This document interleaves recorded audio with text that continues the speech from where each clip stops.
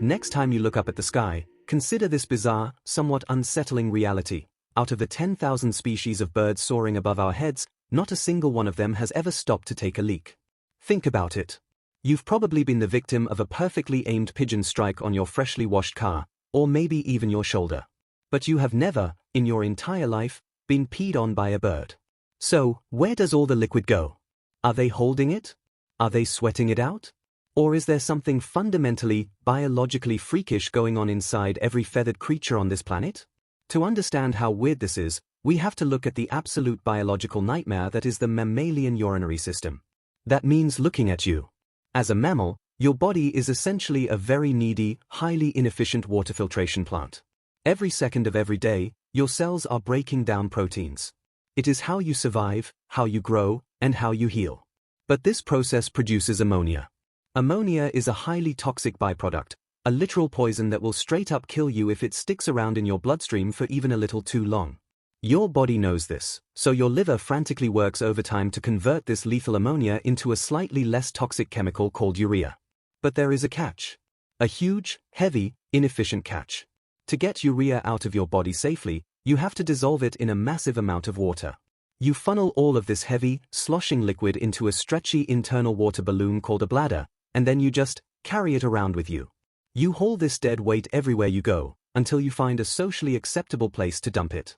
It is an okay system for a creature that walks on the ground and has constant access to fresh drinking water.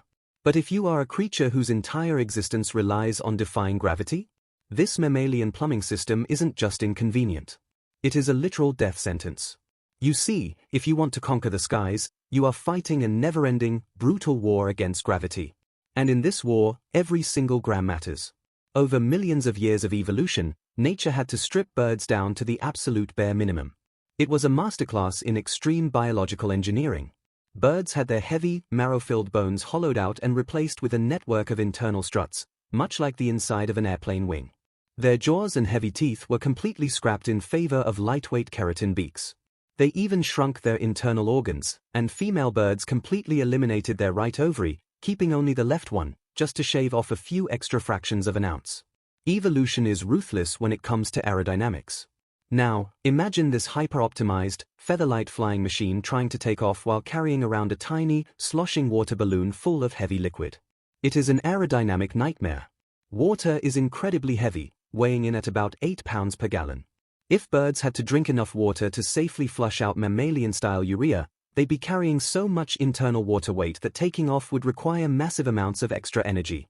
They would be slow, sluggish, and easily exhausted, which means they would quickly drop out of the sky and become a highly convenient snack for every cat on Earth. Flight requires a metabolism that burns incredibly hot, which produces a ton of protein waste, which means they would need to process even more ammonia. It's a vicious cycle. If they drank enough water to survive their own waste, they'd be too heavy to fly. If they didn't drink enough water, they would poison themselves from the inside out.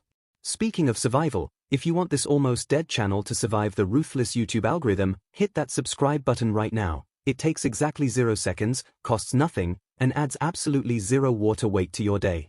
So, birds were trapped in a biological paradox. They had to figure out a way to completely rid their bodies of toxic ammonia, but they had to do it without using massive amounts of heavy water, without carrying around a bladder, and most importantly, without dying in the process. How do you flush a toilet without any water? For a long time, early scientists were completely stumped by this. They dissected birds, looked for the bladder, and found absolutely nothing. Just an empty void where a mammalian bladder should be. The plumbing just abruptly stopped. It was as if birds were somehow magical creatures that simply didn't produce liquid waste. But the laws of chemistry and biology dictate that waste has to go somewhere. The answer to this evolutionary puzzle is equal parts genius and completely, undeniably disgusting. Birds didn't just ditch the bladder, they completely rewrote their own chemical makeup. Instead of converting toxic ammonia into water-heavy urea like mammals do, birds convert it into something entirely different, uric acid. This is the ultimate biological hack. Uric acid does not dissolve in water. In fact, it barely needs water at all to be processed and expelled. Instead of remaining a sloshing liquid, uric acid rapidly crystallizes into a sticky, highly concentrated white paste. By doing this, birds save an astonishing amount of water, keeping their bodies incredibly light and perfectly calibrated for flight. And because they don't have a bladder to store this paste, they just dump it directly into their digestive tract. Birds have a single, all-purpose exit chamber at the end of their digestive system called the cloaca. The cloaca is the ultimate biological multi-tool. It handles reproduction, egg-laying, and waste disposal, all through one incredibly convenient chute. When a bird needs to go, it mixes that thick, acidic white paste with whatever solid waste it has digested, creating a highly efficient, aerodynamic biological smart bomb. That's right.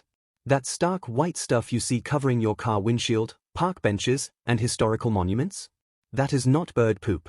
That is highly concentrated, crystallized bird urine. If you look closely at one of those fresh splats, and I don't necessarily recommend doing that, you will usually see a tiny, dark, solid speck right in the center of the white puddle. That tiny dark speck is the actual poop. The vast majority of what you are looking at is just crystallized pee. They pack it all into one highly efficient projectile and drop it from the sky without a second thought. It is the perfect evolutionary workaround. But nature, as always, loves a weird exception. There is one bird that still rebels against this incredibly efficient system, the ostrich. Millions of years ago, ostriches made the evolutionary choice to give up on flying altogether. Because they were entirely grounded, they no longer needed to care about shedding every possible ounce of weight. So, they just stopped caring.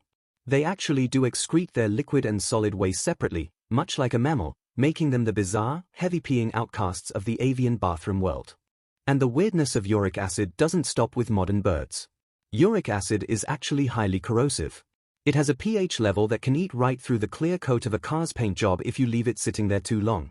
It breaks down the wax, etches into the paint, and permanently damages the metal beneath. Now, scale that up. If you really want your mind blown, you have to remember that birds are the last surviving lineage of theropod dinosaurs. Which means that 6 to 6 million years ago, massive creatures like a 15,000-pound Tyrannosaurus rex were likely utilizing the exact same biological system. Imagine a T-Rex roaming the prehistoric landscape, not just hunting for prey, but dropping giant, highly corrosive, violently acidic white splats of crystallized uric acid the size of a kiddie pool. This single biological adaptation, the ability to hack the way the body processes toxic ammonia, is quite literally the reason birds are in the sky today. Without uric acid, flight as we know it would be biologically impossible for creatures of their size and metabolic rate. They would be grounded, heavy, and slow. So, the next time a pigeon targets your freshly detailed car, or a seagull executes a flawless bombing run on your beach towel, try not to get too angry. Just take a moment to appreciate the millions of years of ruthless evolutionary engineering that went into that exact moment, marvel at the fact that they are technically weaponizing their own crystallized poison, and then just be incredibly grateful it wasn't a T-Rex.